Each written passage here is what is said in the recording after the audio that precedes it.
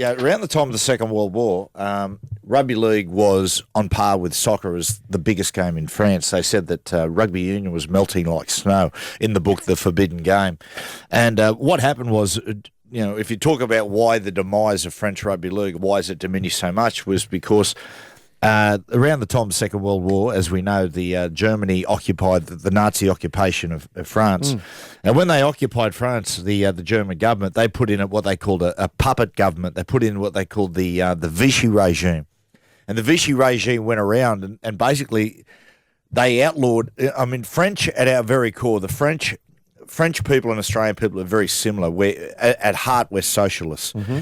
And they viewed Rugby 13, which was rugby league, as a communist game. It was a game of the people, and they outlawed it. They said it was illegal. It became the forbidden game. And there's pictures in the book of the forbidden game of, these guys in Nazi uniforms going into schoolyards and taking rugby league jerseys off the kids and taking footballs away. And they made rugby union the game of the Vichy regime. That was the game that was rubber stamped. So rugby league was supposed to die, but an individual whose name escapes me at the moment, I was just trying to find who only he and Ken Arthurson received the Spirit of Rugby League award. He actually took the game and kept it alive in the south.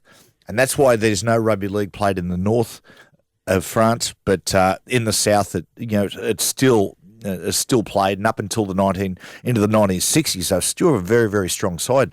I think it was 1957 that they beat Australia at the SCG, and during the 60s, had an unbelievably charismatic player, the most charismatic rugby league player in the world, called Pure Albert.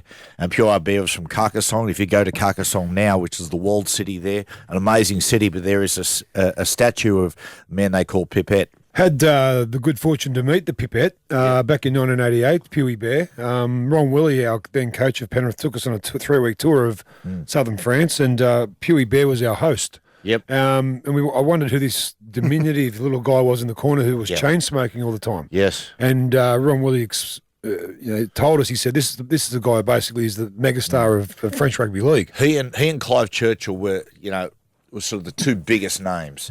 Pure Bear was very same size too. About same size, and he was a great showman on the field. So down one, they tell me that down one sock he would have a comb, and during the game, oftentimes he would actually during the game pull out a sock and comb his hair. We'll wait for it. Down the other sock, he would have a cigar, and he'd pull that out and light the cigar during the game. Yeah, one game they say in a snowstorm against Wigan, excuse me, that he caught the ball with one hand while having a smoke in the other hand. Smoke in the other hand. Oftentimes, he would walk over to the sideline and chat to spectators. And once during a game, an English player went through, or an Australian player went through and scored the try, and they asked him, why wouldn't you attempt to tackle him? And he said, well, if the 12 in front of me couldn't stop him, what chance was I? The Grill Team, Gus, MG, and Matty Johns.